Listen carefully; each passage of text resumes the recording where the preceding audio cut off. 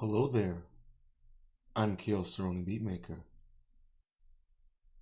and welcome to Lounge Ronin. All things, everything. And I apologize for the technical issues we were having earlier. Had a call that came in right when I was about to go live, and then that kind of jumbled things up a little bit.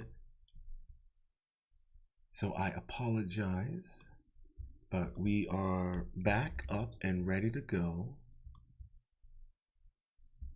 And before we get into it, make sure you hit that like button. And make sure to ring that notification bell and subscribe.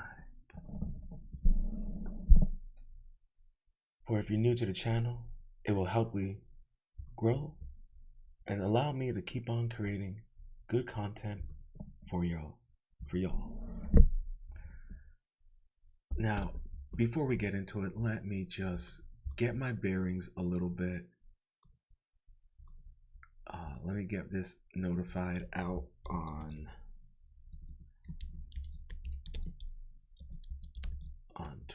Twitter and the socials. So I apologize for any clicking you're about to hear.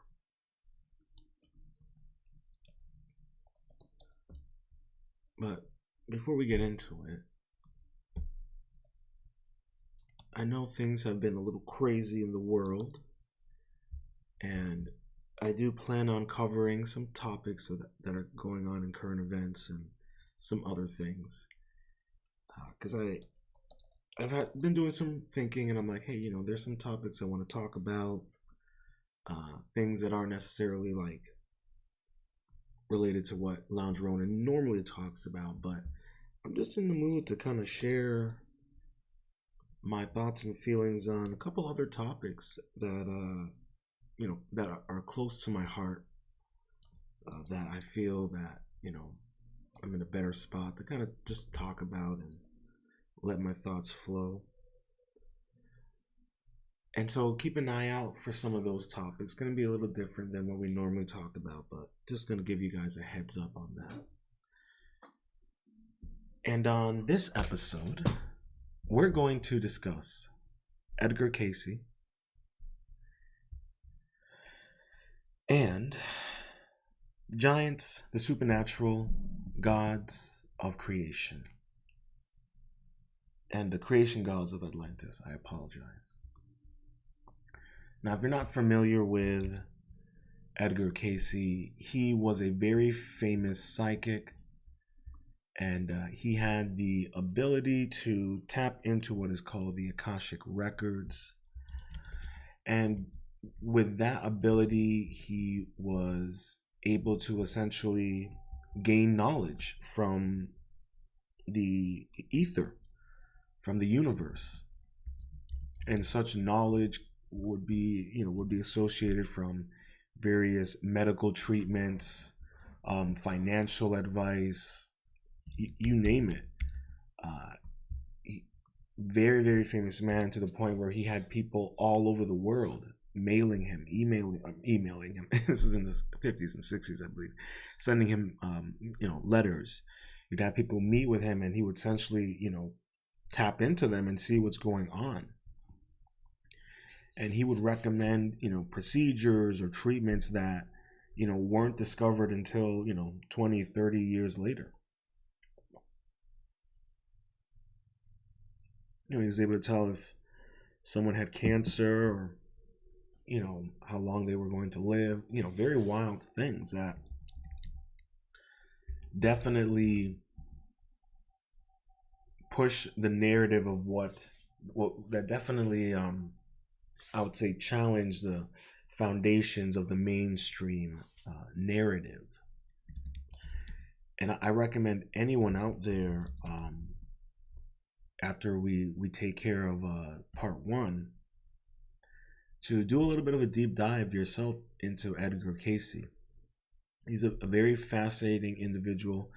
There are plenty of videos out there on YouTube that you can watch to get an idea of who he is, and then take it a step further and read some of his books, or even go up to his foundation and look into what they're talking about. So there are many different outlets and avenues of things that I highly recommend people do when it comes to looking into Edgar Cayce and what his contributions to the world as a whole are really astounding. And I know it sounds a little woo-woo, a guy who has the ability to tap into the ether and connect with people. I know it sounds really woo-woo and wild, but it happened, and it was a real thing, and it was documented. But enough of a Ronin rant. Without further ado, let's get into it.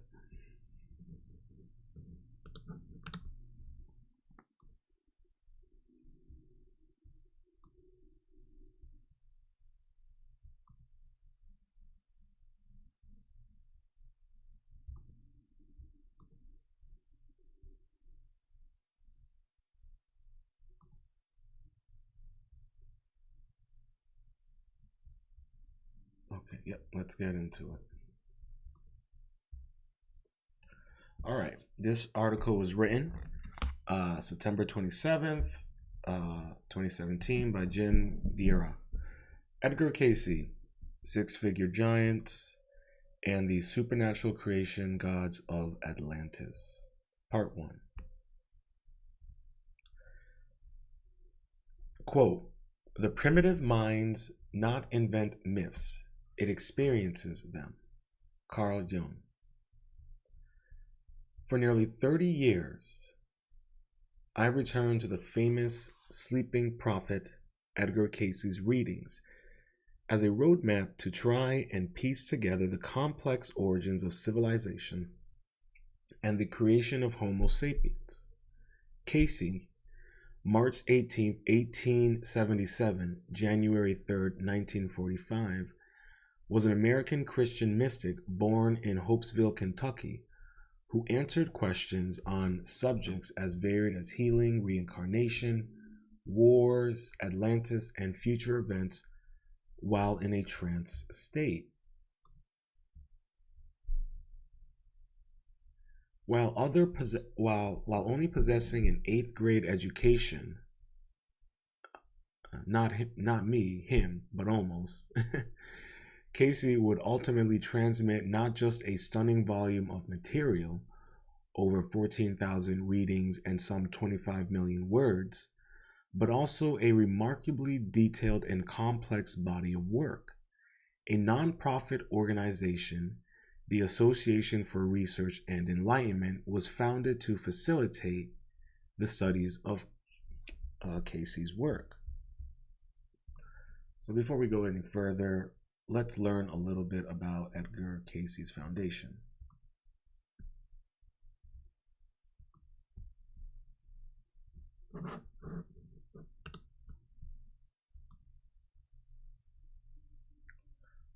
All right.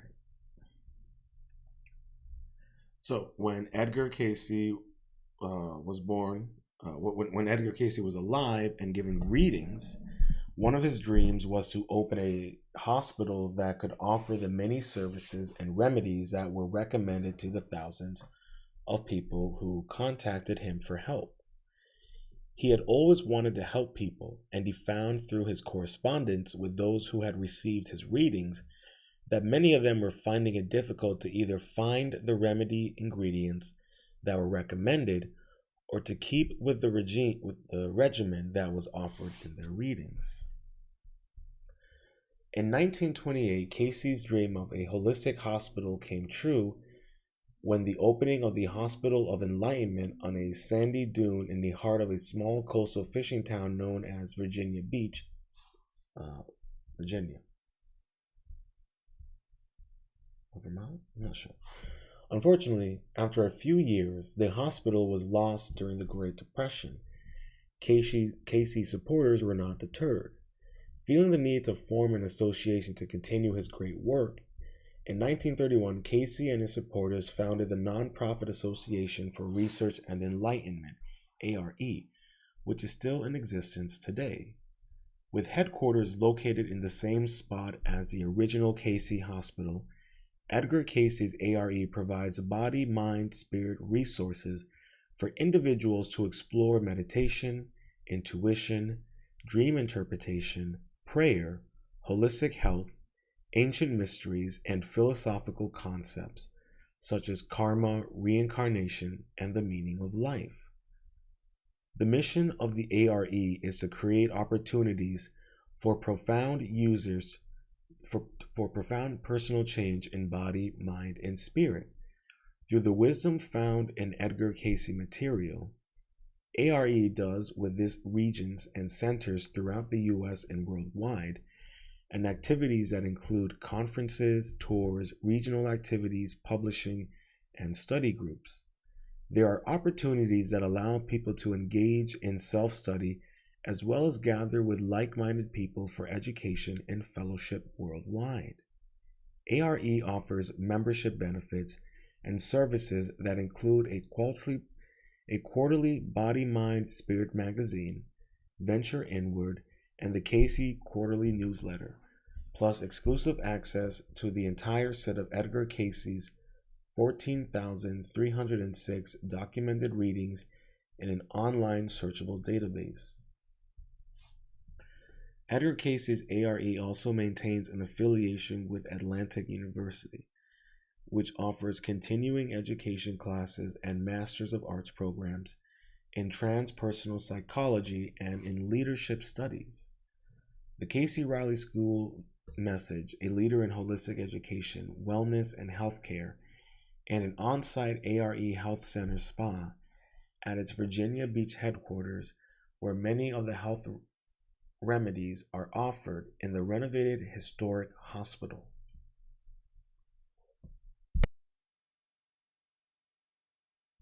So there you have it.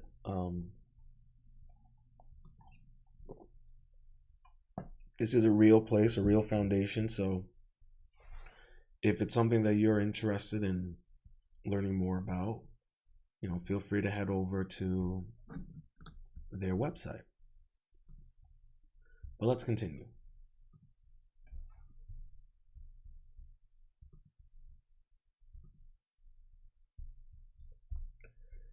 Intellectual giants on human origins.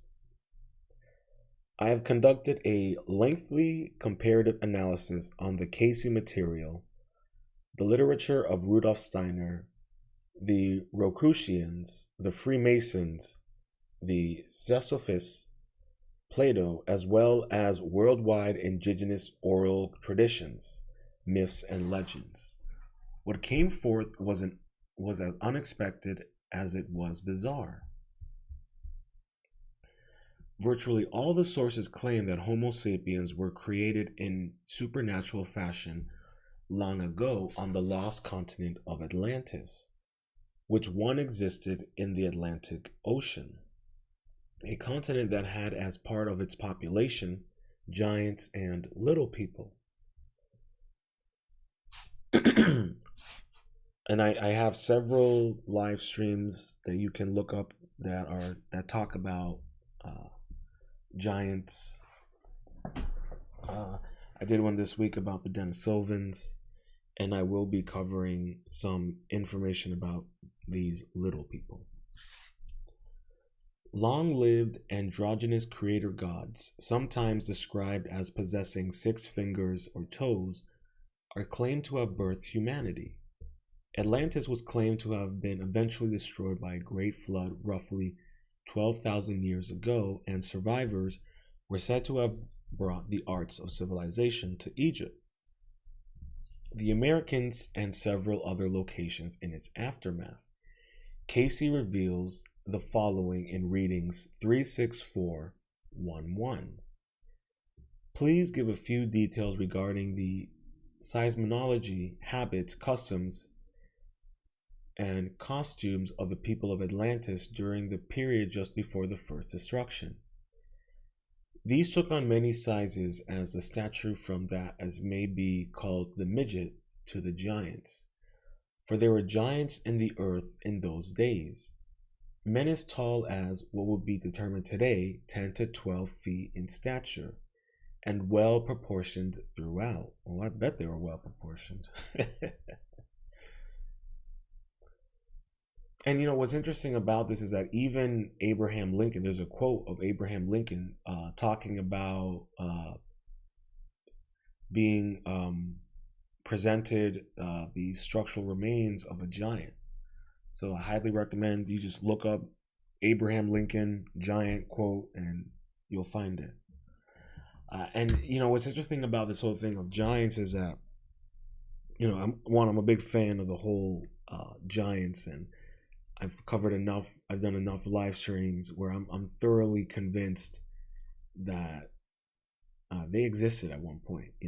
Especially after, if you watch my if you watch my live stream where I talk about the humanoid elongated skull species that existed on this planet, then and that the fact that the British antiquities and archaeologists and specifically the Cornwall Museum, that foundation, they knew the existence of humanoids with elongated skulls. They knew that they existed. They knew they weren't. It wasn't head binding or anything like that. And it also comes down to the suture bone that we have that they don't in the back of our skull. So they knew that there was at one point a completely different humanoid species that inhabited the earth. So, and there's enough evidence of these elongated skulls. I've covered them. There were elongated skulls and natural in Europe, in South America. The next live stream I do talking about giants, even in the previous one, they talked about how some giants had elongated skulls. So, you don't have to take my word for it. You can read those, go watch those live streams, read the articles, go look up the information yourself. But there's so much real substantial evidence and anecdotal evidence that prove that they existed at one point. But like I said here, at Lounge Ronin, we're all about challenging foundational belief systems. So it's really up to you to make a decision on how you want to react and ingest that information. Rudolf Steiner also had the following to say regarding these inhabitants of Atlantis. Everything that refers to giants in legends is absolutely based on knowledge of the truth. We feel it to be absolutely correct from the spiritual scientific point of view that the giants are stupid and the dwarves are clever. Secret society literature, oral traditions, and religious documents like the Bible all proclaim the existence of these ancient giants as well. Here we have a photo of Rudolf Steiner from 1861 to 1925, founder of the Steiner School System of Education. On creator gods.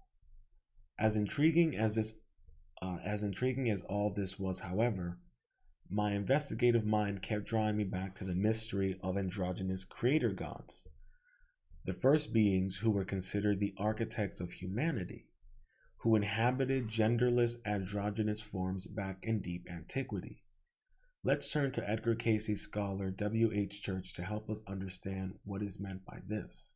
Quote, in what we may term its primitive or pre-Atlantean phase, before the emergence of its first mighty rulers, in the days of Poseidon and Atlantis, or the enlightened reign of Amulus, at what was to become the all-time zenith of Atlantean civilization. The new continent was being bustily colonized. Already it promised to become what Cayce would call the Eden of the world, and home to the most unusual race of androgynous soul beings. In Hindu mythology, the seed of our present human race were sons of God, who were during the root race associated with the Atlantean epoch and evolved into semi-divine androgynous beings, self-imprisoned in bodies that had physiologically changed, becoming human in appearance. In this form, they began taking onto themselves wives who were indeed fully human in appearance and fair to gaze upon. End quote. Now, if you know anything about the Sumerians, or like the lizard people, if you're into that, well, specifically with not the Sumerians, the Anunnaki, and how they came from a different planet, and how, there are some to say that they are the ones that kind of created the giants and created humanity and essentially mated with humanity. So there's a little bit of that there. There's so much of this information out there, and it's really more about kind of piecing the narrative together and seeing what works and what doesn't work. And it's entirely possible that the Anunnaki created the giants, and the giants then created us.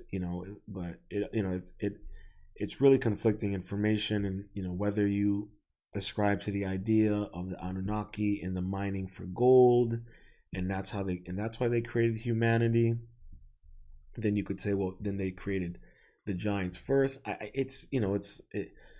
It's overwhelming, to be honest with you, and I would say it's more about what do you aspire to, if you are willing to humor or be willing to engage in some of these ideas, even if they are a bit controversial or a bit hard to believe.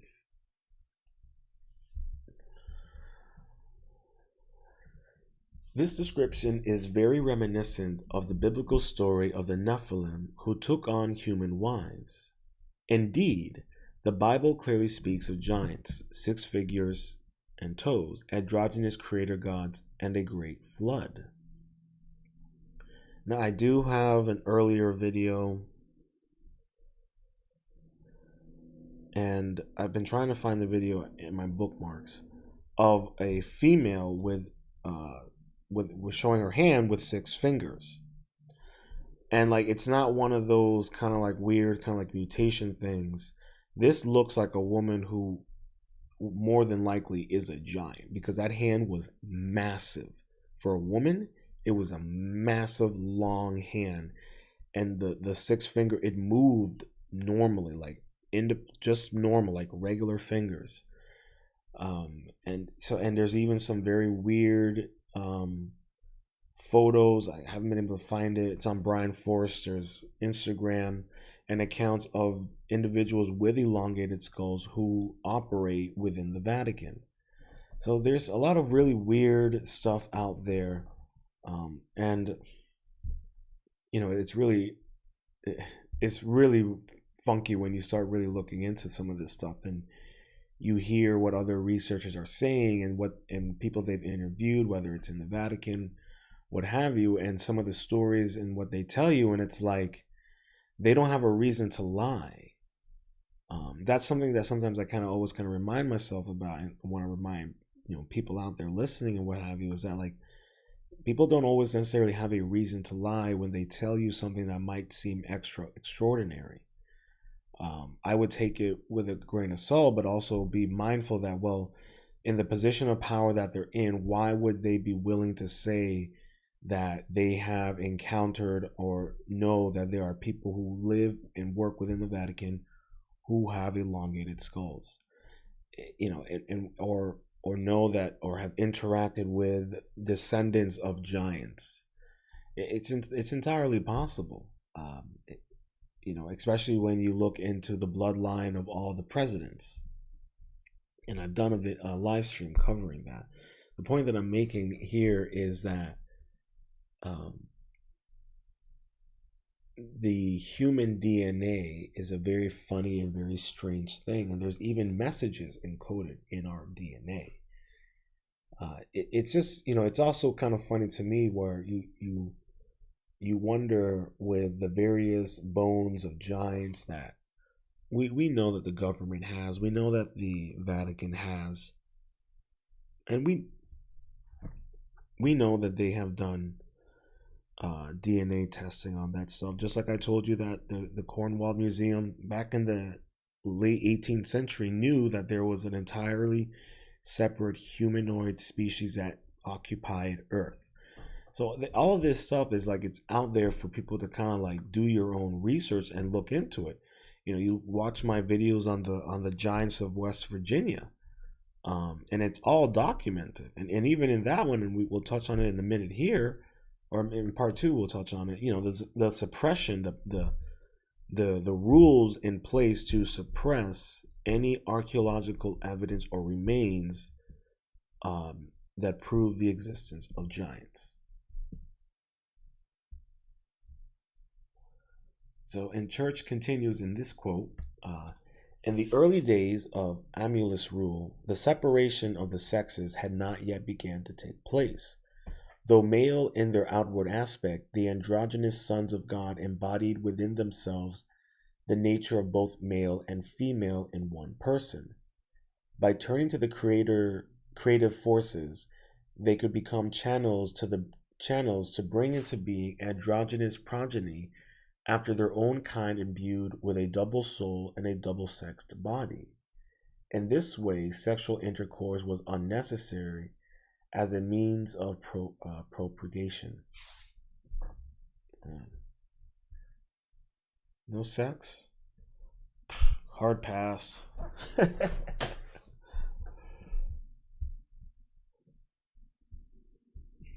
Alright. While life without sex doesn't seem like much fun, no, it does not. And I don't care if that gives me all the powers of a god. I still don't need me some coochie. It points to a supernatural origin for humanity, an idea shared by many ancient cultures worldwide. The miraculous birth theme, or humans being made from clay or on a potter's wheel, recurs throughout world religions and mythologies. Examples are to be found in Genesis, the Quran, Egyptian, Greek, Sumerian, Inca, Chinese, and some Native American mythologies. Here we have a Egyptian hieroglyphic painting, carving, and it's the androgynous beings of Khnum and Thoth create humans on a potter's wheel. Many of these creators are described as androgynous, like the Egyptian god Khum. Khum was depicted on the relief of Edson, creating humans as a potter's wheel, while the androgynous Thoth writes the years the humans will live behind. Interestingly, the temple of Esna was dedicated to an anonymous androgynous creator god, and the androgynous Khum is depicted with 6 fingers. So let's learn a little bit about Khum and see what that story is all about.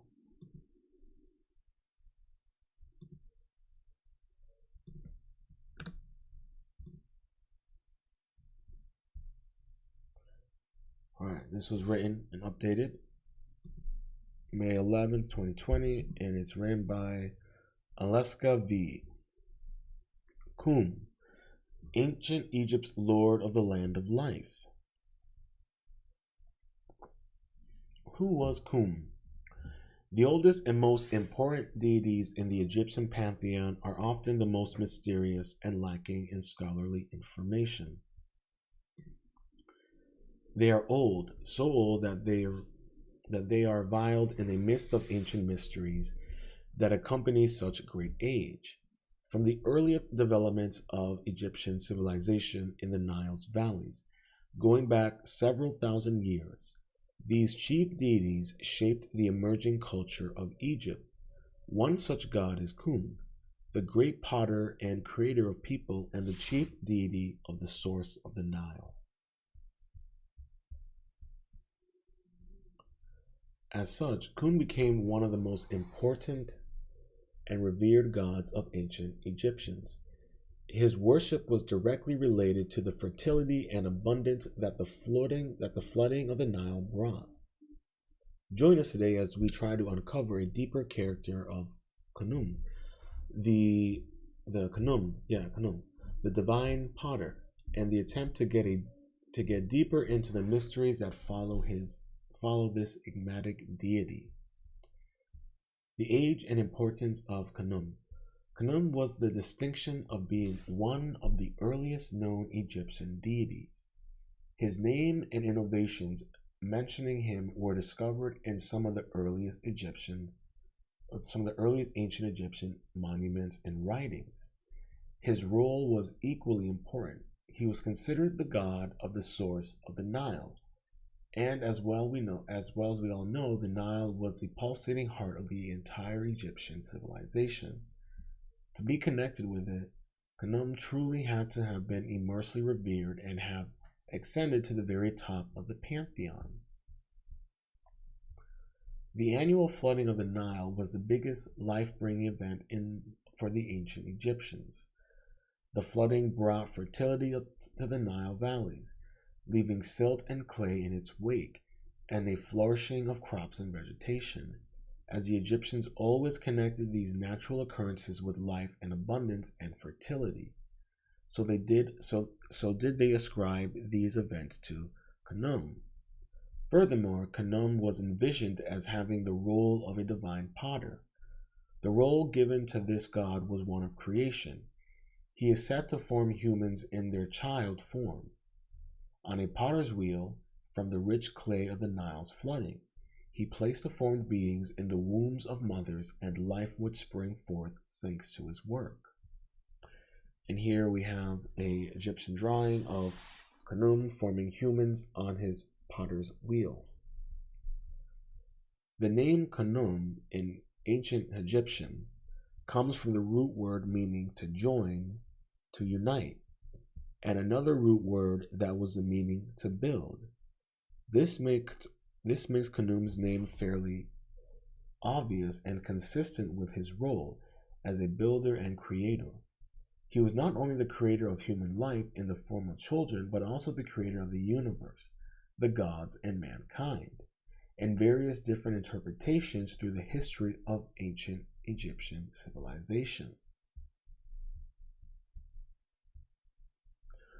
Khnum was believed to have created the first egg of the world, and to have made the bodies of the first gods and men on his potter's wheel from clay. Several historic inscriptions name Khnum as the creator of both aspects of human life in Egyptian belief. These were the body, Khat, and the life force, Ka, which Khnum combined and created on his potter's wheel. Thus he created life. 7 forms of Khnum are mentioned, combined with his role as the creator of the universe. These are Khnum Neb, the Lord; Khnum Kaneti Parak, governor of the house of life; Khnum Kaneti Tai, governor of the 2 lands; Khnum Nehep, the creator; Khnum Sehet Aship, weaver of his light; Khnum Kaneti Nekmektamen Netchemtem Anket, governor of the house of sweet life; Khnum Neb Tan Akatet, lord of the land of life.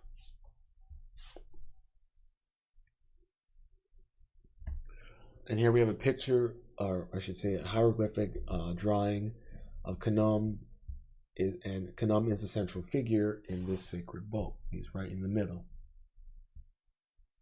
surrounded by the gods. As a prominently life-bringing god and a water deity, Khnum was most often portrayed as a ram-headed man, as the ancient Egyptians believed that rams symbolized fertility. Most art portrayals show him seated behind a potter's wheel or standing with a jar from which he pours water, symbolizing the flooding of the Nile.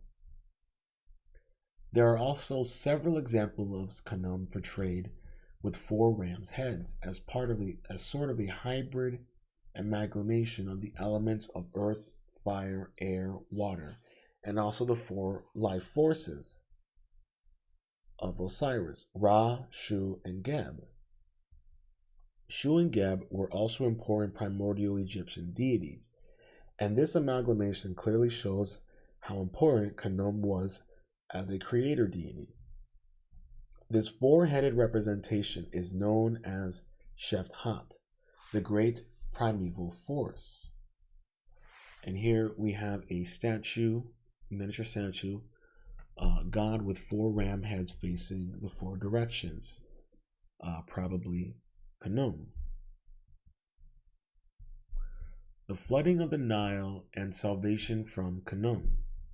Khnum is a god that controlled the so-called doors of the Nile, and as such controlled the annual flood at his own wish. But what happens when nature steps in and messes things up for the believers? So it happened that during a period of Egypt's third dynasty, the Nile didn't flood for 7 consecutive years, causing extensive droughts and famine. This happened during the rule of the famed pharaoh Djoser. This famine, an actual historic event, was preserved in a myth and inscribed on an artifact known as the Famine Stele, located on Stele Island in the Nile, near Aswan. It was carved during the Ptolemaic kingdom. It tells how the pharaoh Djoser, seeking to save the land from the 7... Bless you, Pablo. Oh, give me a second, guys.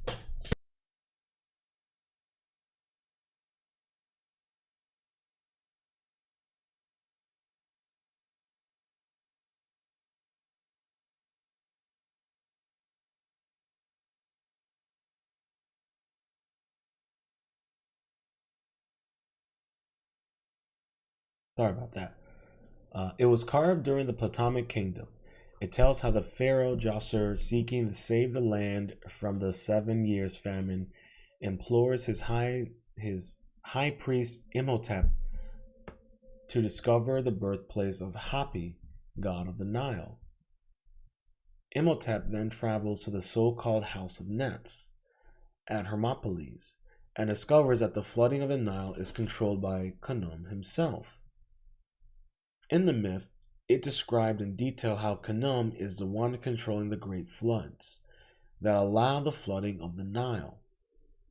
It is stated that Khnum resides on Elephantine Island in the Nile, and that Djoser decides to travel there.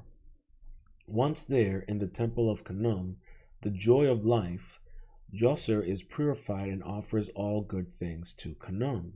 He then falls asleep and is greeted by a vision of Khnum, who says to him, "I am Khnum, the Creator. My hands rest upon thee to protect thy person and to make sound thy body. I gave thee thine heart. I am he who created himself.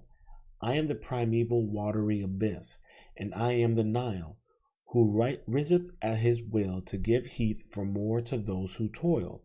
I am the guide and director of all men, the Almighty, the Father of the gods." In his vision, Khnum promises Djoser that the Nile will flood once more and continue to do so as long as Djoser rebuilds the ruined temple of Khnum on Elephantine Island. Once Djoser rebuilt the temple, the drought ceased and annual flooding occurred once more, ending the famine. This important inscription clearly shows that the ancient Egyptians connected Khnum with the flooding of the Nile and clearly thought salvation through him. This event also shows a large rise in wealth and influence of both Djoser and the temple of Khnum. to which the pharaoh dedicated a swath of land between Aswa and Chakchos, Chakchomspum. Apologies on that one. And all of its wealth and income, as well as a share of imports from Nubai. It remains a matter of debate whether this was an occurrence during Djoser's reign or simply a later myth that served to solidify the influence of the priests of Khnum over Elephantine Island. Historically, there is a mention of the 7-year drought and famine, but during the Second Dynasty and the rule of Pharaoh Neferkosukar. Worshipping the weaver of his light. Later on, Khnum's role as a divine creator and more precisely a builder became used more and more in pharaonic inscriptions. These stories tell us how Khnum visited Egypt in disguise and helped with the birth of 3 children, destined to become great kings. His role in the birth was to give children their health and Ka as a bringer of life.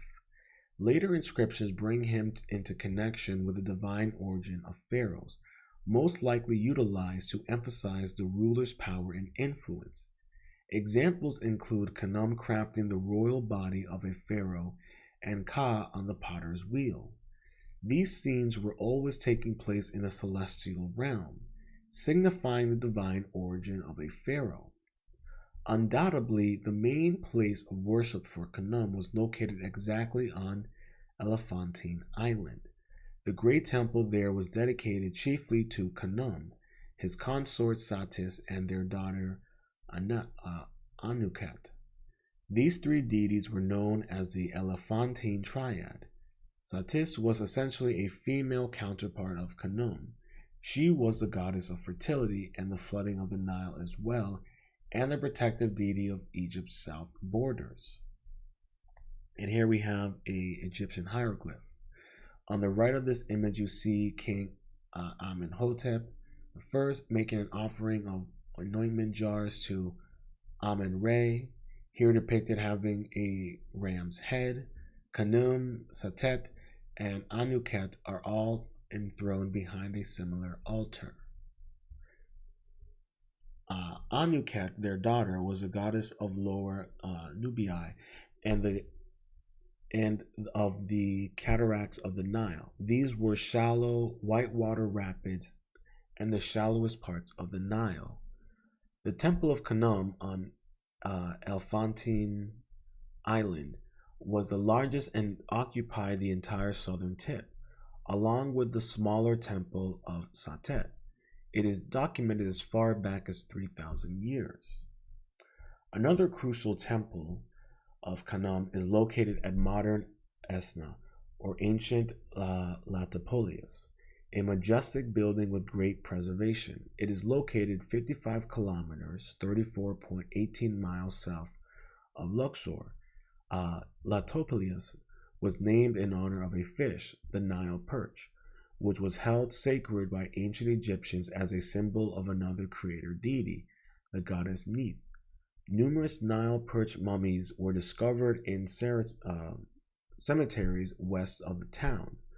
Khnum's temple here is among the best preserved today, and without a doubt one of the prettiest, perfectly capturing the craftsmanship and attention to detail of the ancient Egyptian craftsmen. And here we have a hieroglyph of the Temple of Khnum, Esna. Wall carving shows Khnum and Menhit. The breath of life for pharaohs. Returning to the role of Khnum was the bringer of life and the creator of pharaohs. We can see this importance in the myth of Hatshepsut's birth. Hatshepsut was the 5th pharaoh of the 18th dynasty of Egypt and the 2nd historical female pharaoh. The myth of her birth says that she was the daughter of Amen-Ra in a form of god Amen. Amen-Ra, disguised as Pharaoh Thutmose, Hatshepsut's father, visits her mother, touches her nose with his Ankh symbol, and conceives Hatshepsut. Amun-Ra then calls for Khnum and tells him to fashion for him the body of his daughter and her Ka.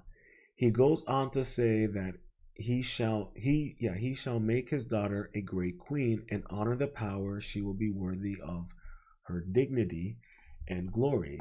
Kamun then, quote, fashioned fashioned the body of Amun-Ra's daughter and the body of her Ka, the two forms exactly alike and more beautiful than the daughters of men. He fashioned them of clay with the air of his potter's wheel, and Hakwet, goddess of birth, knelt by his side holding the sign of life towards the clay, that the bodies of Hatshepsut and her Ka might be filled with the breath of life.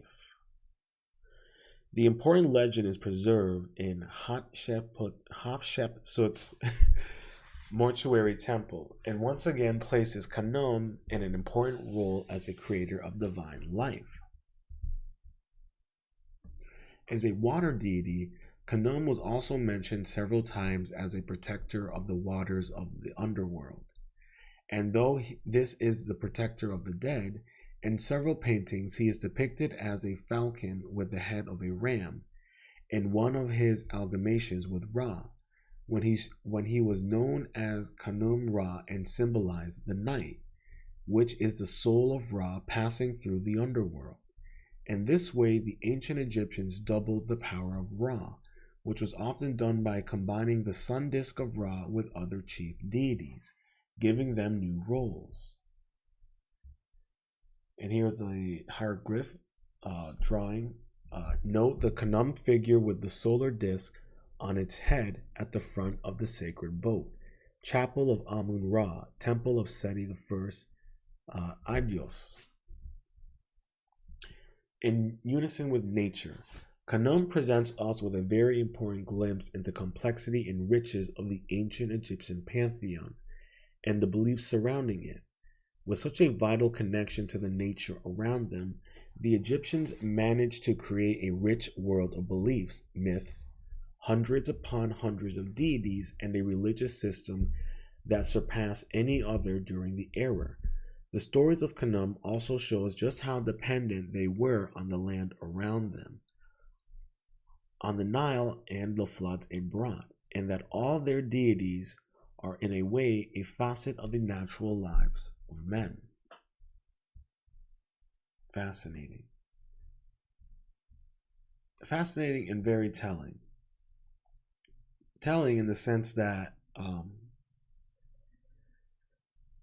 this story and this God, a lot of people, in regards to Edgar Cayce and talking about Atlantis, there's a shout out to Bright Insight, in which they discuss, or which he discusses, Atlantis possibly being the Rekok structure in Africa. And there are some stories mentioning that the Egyptians are descendants of the Atlanteans. So there's some interesting information there that you can look into that discuss this. And I wanted to just talk about that because, a lot of information about Atlantis being near Africa. I do find the idea that Bright Insight has proposed in regards to the Rekok structure, I definitely think that he might be onto something there. But that still remains to be seen. And I don't know if there, in any of Edgar Cayce's readings, if there is mention of the specific location of Atlantis. But it's obvious that the Egyptians and their influence, as we know, will always be crucial to our understanding of humanity, of ancient humanity. But we also need to look at where did the Egyptians originate from? Where did they come from? And what does that mean in the larger story, in our origins of our history, or I should say of the true history?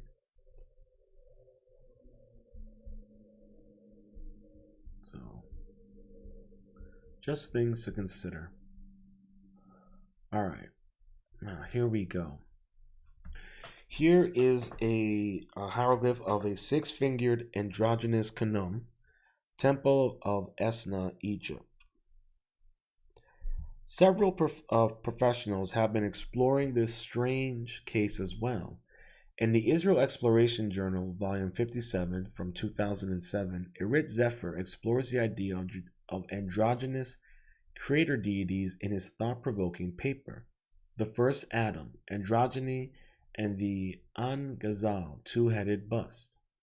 An-Ghazal is an ancient site in Jordan dated to roughly 8,250 BC, where some of the world's most ancient statues were unearthed several decades ago. And here we have a statue of an androgynous two-headed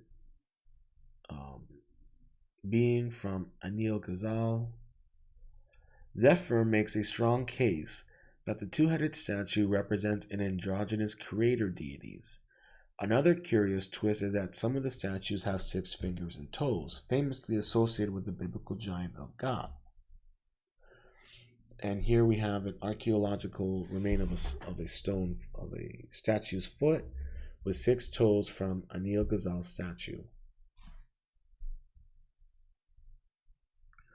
Zephyr explains that the Shmat Baseret proposed that the An-Ghazal statues represent deities. She accounted for the polydactylism, a rare genetic syndrome, of the statues as a divine attribute, and based on cuneiform literature, identifies the two-headed bursts as the likes of the gods Marduk. According to the Epic of Creation, 4 were his eyes, 4 were his ears. Dali 1991 236. And Ishtar of the Nevinth is Tiamat. She has 4 eyes and 4 ears. Livingstone 1986 223. Schmetz Bassett 1998 1015. The 4 eyes and 4 ears may stand for a double face. Bernat Hu explained the polydactylism of the An-Ghazal statues as a mark of supernatural entities, such as the biblical Raphaim race of giants. There was a giant of a man who had 6 fingers on each hand and 6 toes on each foot, 24 in all. He too was descended from the Rapha, single form of Raphaim, when he taunted Israel. Jonathan, the son of David's brother, Shimei, killed him. 2 Sam 21:20-21. Thus, the prototype androgynous human containing both sexes was defined through the two-headed person, claims Zephyr. What we have here is quite stunning. Some of the oldest statues ever discovered represents a worship cult of deities who were androgynous and possessed 6 fingers and toes. Remember the statues of An-Ghazal over 8,000 years older than the Bible. And part 1. And what's interesting about this is that it completely ties into, Edgar Cayce's teachings on his readings on giants and Egypt.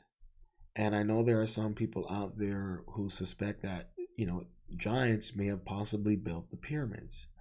We don't know the type of technology giants were utilizing during their time period. Just as we don't know the type of technologies the elongated humanoids were utilizing. But it's obvious that there is definitely some information within Edgar Cayce's writings that could further confirm and possibly point us to the answers we are looking for.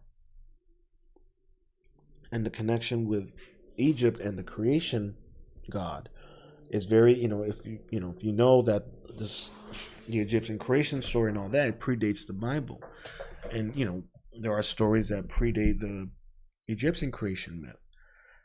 So I think one thing that we can look at with Edgar Cayce and his work is that it's clear that he was obviously on to the larger theme of connection of our true history, and whether it's the irregularities or, purposeful suppression of information that the universe in and of itself is doing, we don't really know.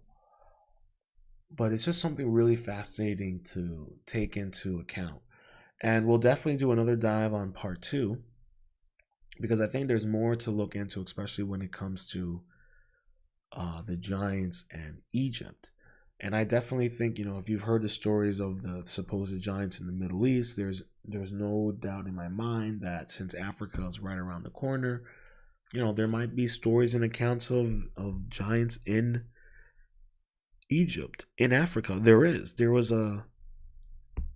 I watched a documentary on this mythical city in the Sahara that was ruled by giants.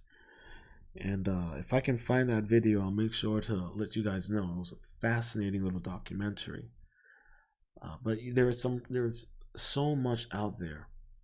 And I think Edgar Cayce was definitely one person to kind of push that narrative to make it normalize, especially in regards to the biblical references, and that regards to any biblical book, whether it's the Quran, the Bible. They all talk about the same supernatural things. They all talk about a flood story. They're all the same story.